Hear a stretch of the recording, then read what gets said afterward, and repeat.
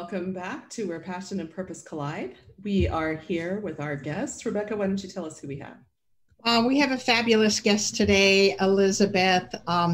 Margaret Maclay. She's been a professional business coach and trainer for more than 12 years. She's worked with business owners, leaders, and teams worldwide in areas of communication, talent management, process improvement, customer service, strategic planning. But bottom line, it's all about getting peak performance. Additionally, she holds positions at Focal Point Organization as the Director of Onboarding, Certification, and Support, and she's also the Director of the Assessment Center and the Certification Trainer and Coach Practice Mentor. So Margaret, bottom line, assists her clients to be smarter, faster, and find better ways of doing things to get the results that they want. So welcome, Margaret. We are so excited about having you. Well, thank you, Rebecca, so much for having me. It's great to be here with you and Elizabeth today. I'm excited to talk about lots of things. Yes, we are too. Yeah. You know, in our conversation earlier this week, you started to tell us a little bit about how you got where you are. But I was particularly fascinated with how even as a child, you had an industrious spirit. So can you tell our folks a little bit about your childhood and ultimately how that kind of played into who you became?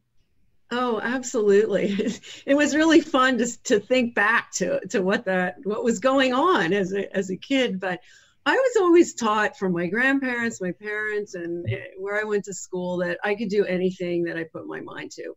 And that sort of launched me off into, okay, I'm going to see if that really works.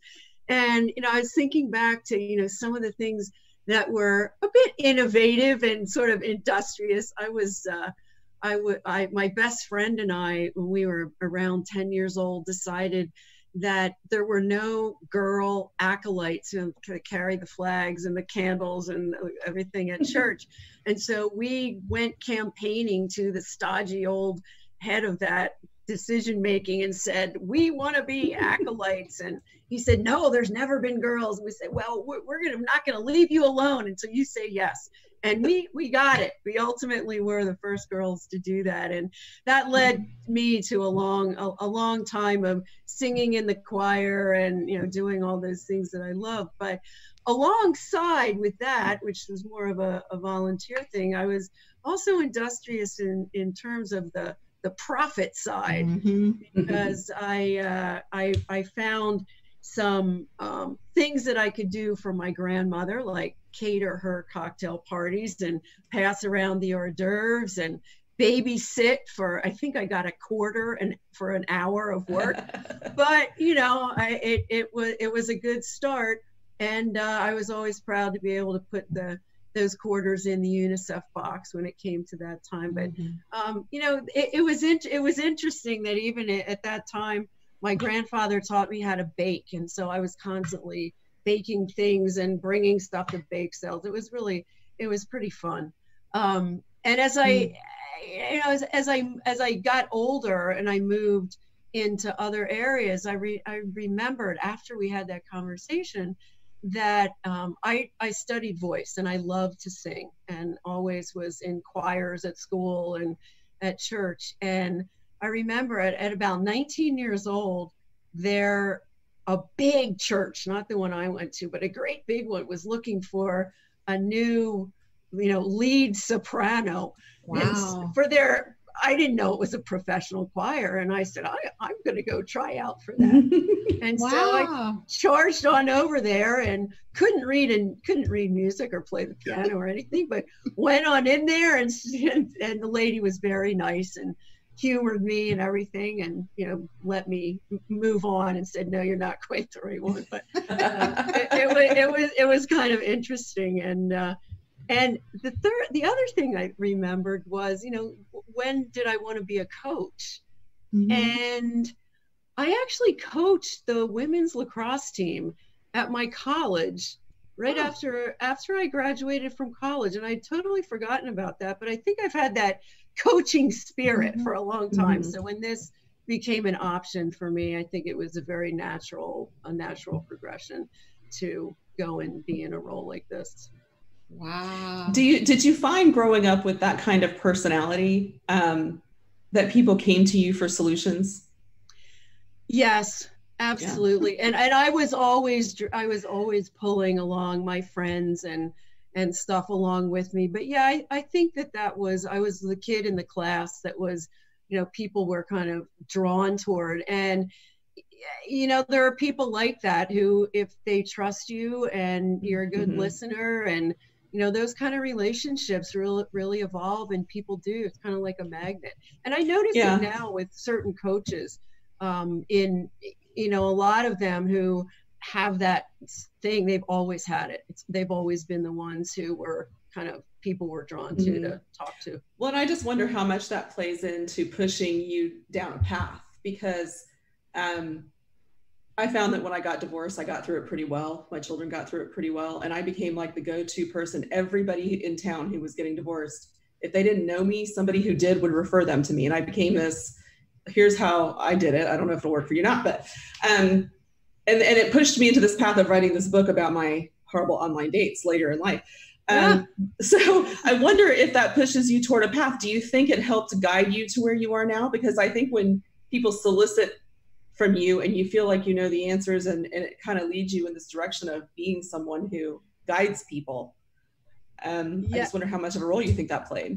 You know what? I think it really does. And I know for me, I went on, I had a really wonderful career in the fashion industry, and I did all kinds of things, traveled all over the world, ended up in a very pioneering position. And I didn't know about coaching until I got an executive coach myself, that I was always destined to do that. And I did things along those lines, but until that opportunity was right in front of me and I sort of saw, yes, this is really what I want to do. And, when I thought about your, purpose, passion, profit, and relationships, when I think about the purpose and the passion, those two things, I mean, they all tie together, but being able to go in and add value in a far-reaching way is such a strong purpose for me. And I know that when I was in the role that I was in a company for many years, almost 17 years before I moved on, and 16 of those years were great, because I really felt like I was contributing and having some impact, and I was involved in a lot of things. The last year was awful, and I just couldn't connect.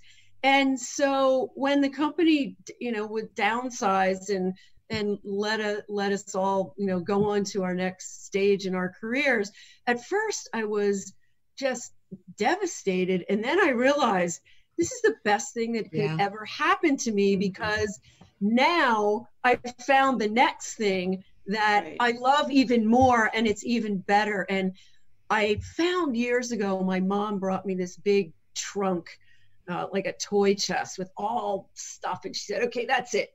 This is going out of our house now. You've got to deal with it. And I started going through it, and I found something that I think in like 5th grade, we had to write down what we wanted to do when we grew up. And I wanted to be a teacher.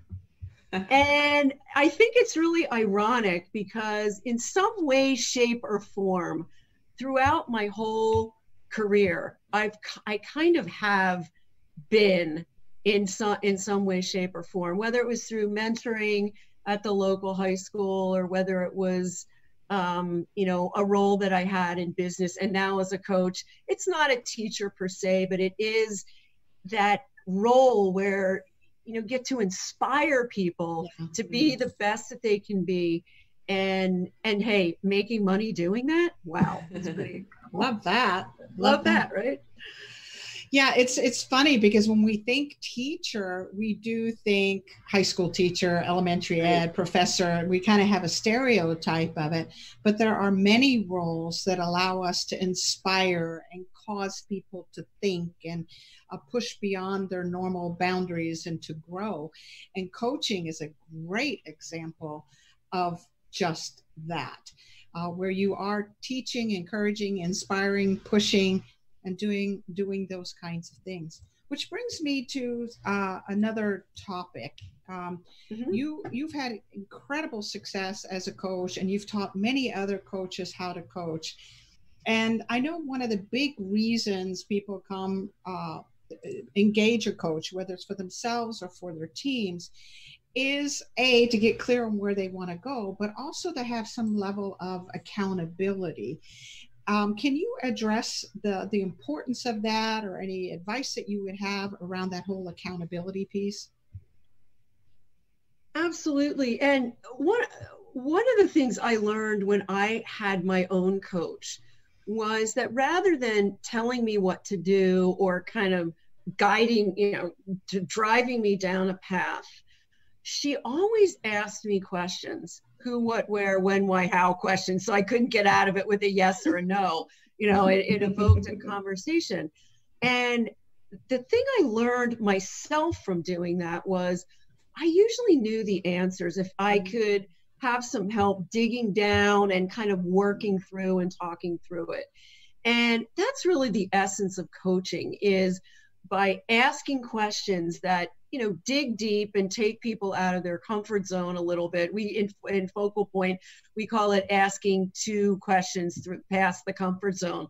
What's comfortable for the one asking, the coach asking, and out of the comfort zone of the one replying. But that's when you can dig through the surface and get to what's really important and what someone really wants and what they really think, and gets them thinking out of the box. And that's often where the answers come from.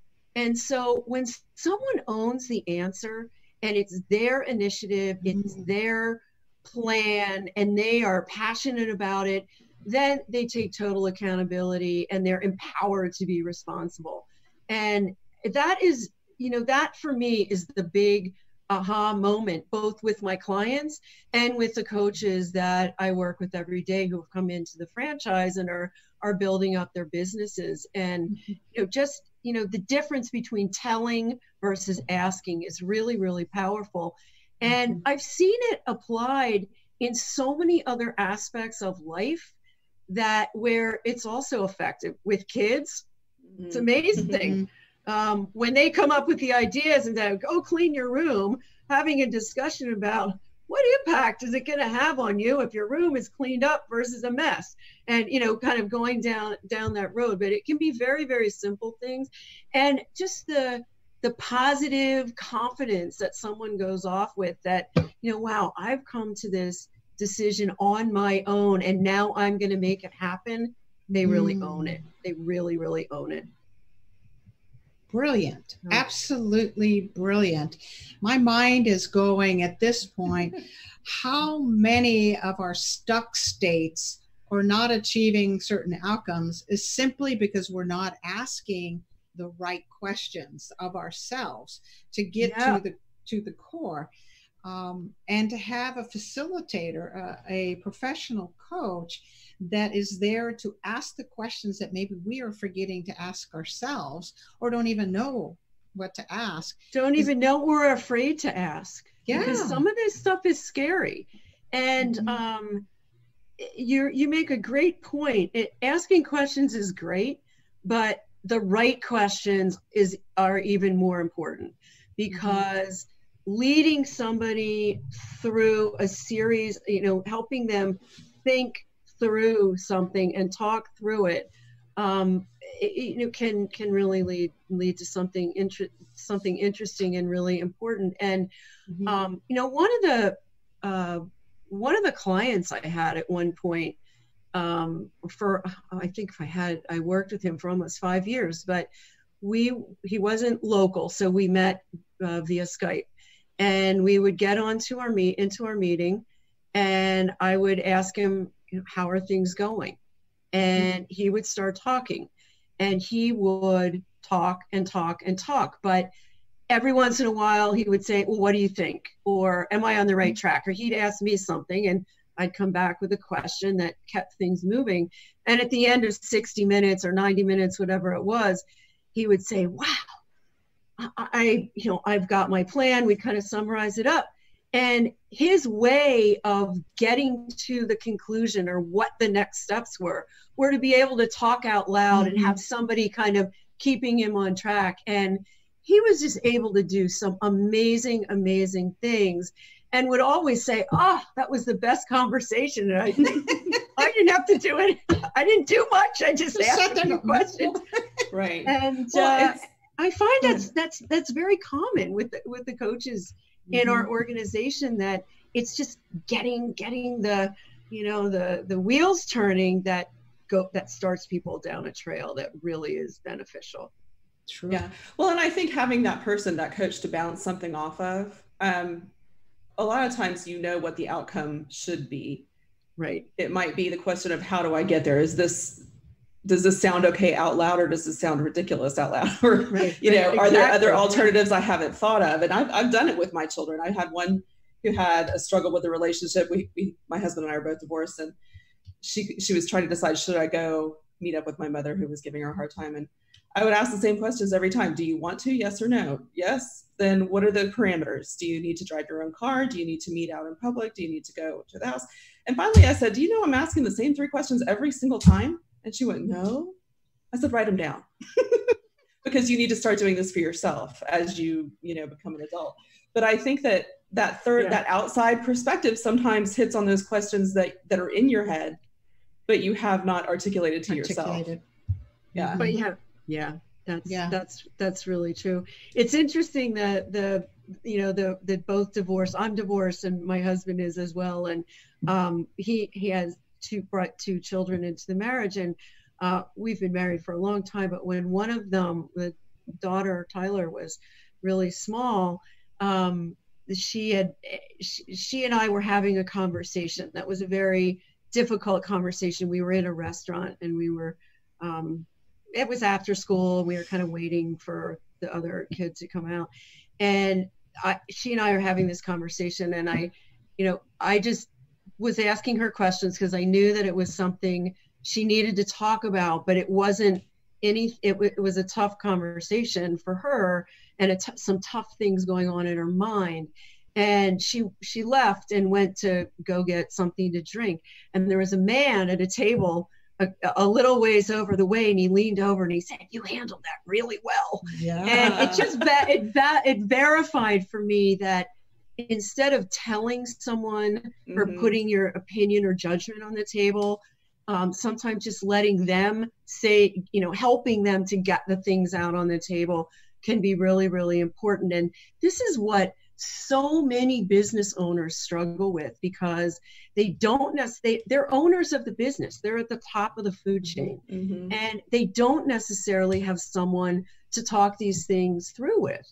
And, we know throughout history, kings and rulers and the military, they've always had trusted advisors. And bringing this to a small business owner, a medium-sized business owner who's wearing lots of hats all day long and has all these things that they're trying to keep on track, and fighting fires a lot of the time, having an hour a week or whatever it's determined to be the engagement, just sit down and completely focus on them and their business and what's on their mind, and sort of getting things out on the table that can sometimes be really difficult, or can be really, really just an incredible benefit. And it's rewarding for us as coaches too, to know that we can help somebody to get through those things and get on to where they want to be and hit the results that they're looking for, whatever those might happen to be. Yeah. Well, I'm one of those small business owners, as you know, and I'll also, like the gentleman you were coaching, many of us as entrepreneurs, we think as we talk, right? So as we talk, we're formulating the idea, and the more we talk and the more you actively engage and listen and ask questions, the more that idea, solidifies. So there are those individuals that I call it, I process outside. It's not in here. I have to talk about it. I have to have someone to bounce it off of, that collaborative effort, that critical eye that a coach brings, not critical in terms of you're doing that wrong, but critical in that, did you look at this? What about that? Kind of thing. And I love what you said about once it's out of their mouth and they've kind of drilled down, the accountability is almost second nature. It's like now they've sort of committed to it.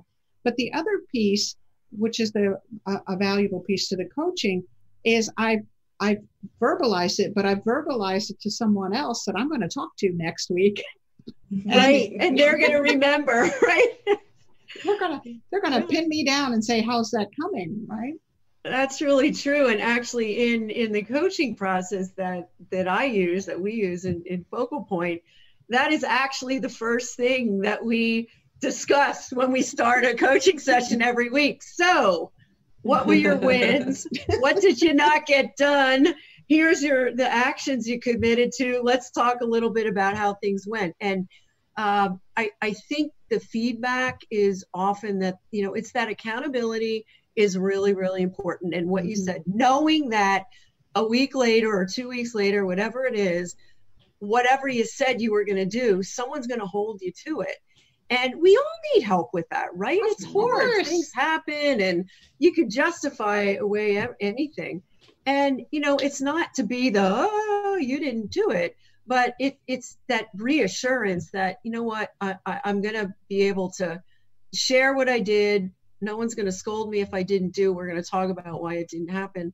And the other thing that's kind of cool about it is that there are two perspectives, because there's the perspective of somebody who owns a business and, they know their business and they know their craft and, they're in it day to day. And then there's the perspective of the coach who, in my case of, coaching related to business, who comes in and has some perspective about my past experience, but also what are good business practices that need to be in place. And sometimes someone's started a business, they love what they're doing, they're passionate about something, they're really good at it, but they never learned what are the key things that need to be in place for a business to run effectively. They might not know what's the best way to communicate with employees, or how to manage someone, or to be a better manager, or to delegate, to take some things off their plate, et cetera, et cetera.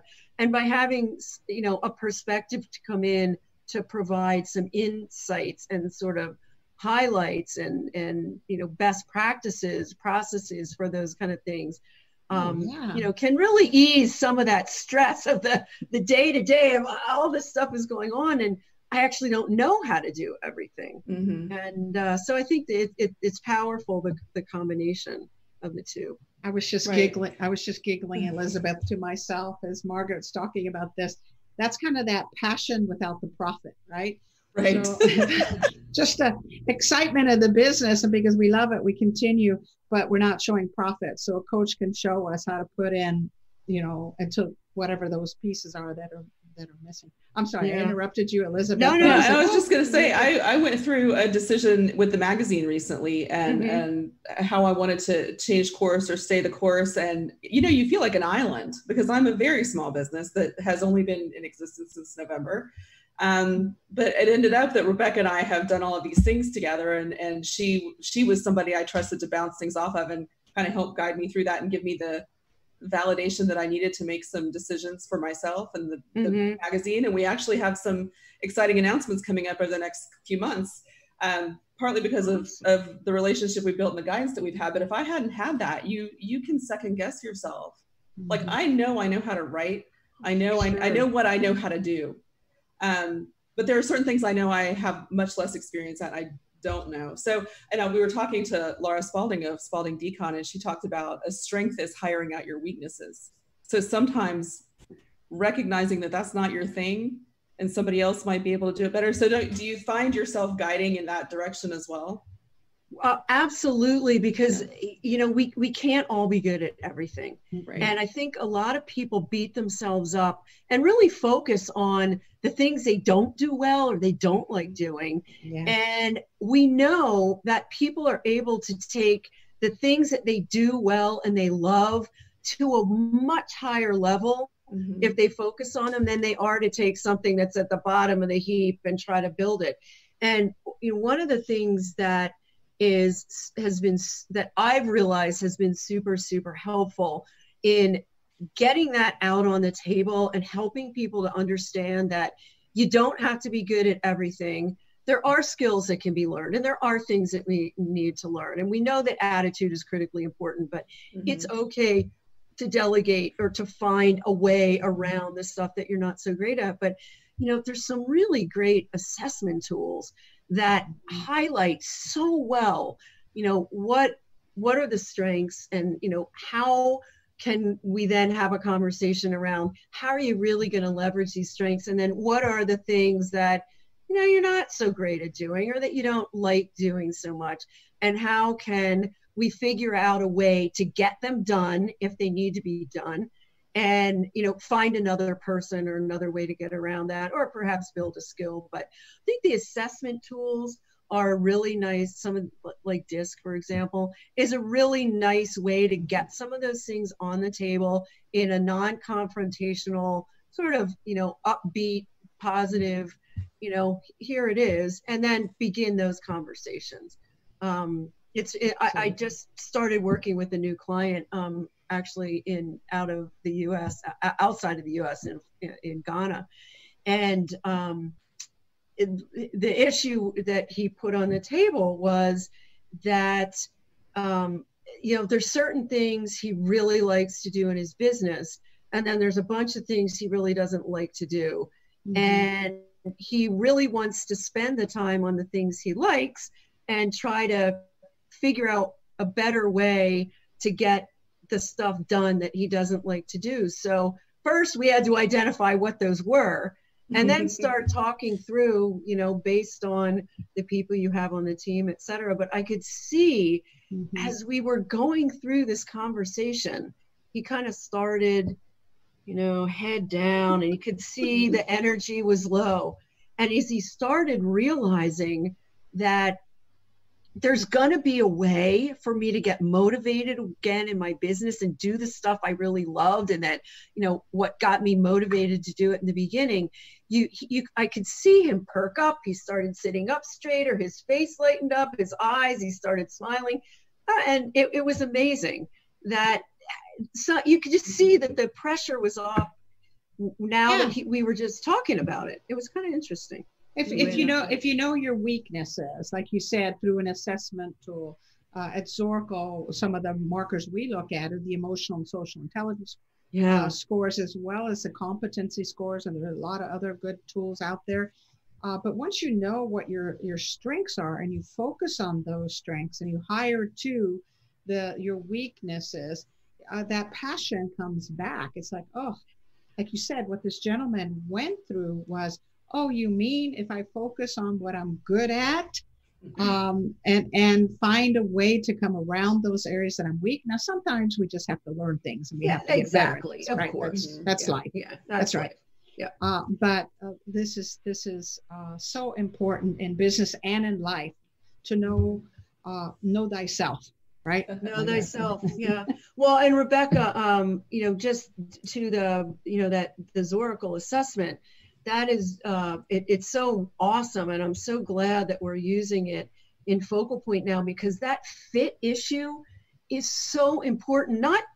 Yes, it's critically important for franchising and somebody buying a business, but the concept goes so far beyond, because, you know, it goes into a role that, you know, somebody's going into when they're taking a job, and really thinking about, you know, is this a role that's conducive for me or not? And sometimes business owners are hiring someone because they like them, or they just need to throw a body at it.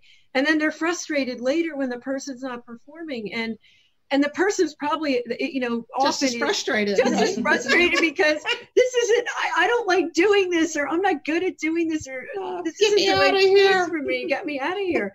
And so being able to have those conversations early on and to look at people and value them for what they're really good at and what they bring to the table, and, you know, help them to be in a role that they're going to succeed in, as opposed to, you know, ultimately crash and burn, is just such a more It's a blessing. It's a blessing to blessing. everybody, right? It's really a great thing. So yeah. So Elizabeth, we always do this. We get so caught up in these conversations, we lose track of time. So thank you, Margaret, for joining us today. We do need now to go and learn more about one of our sponsors. Thank you, Margaret. Okay. Thank you so much. Thank you so much.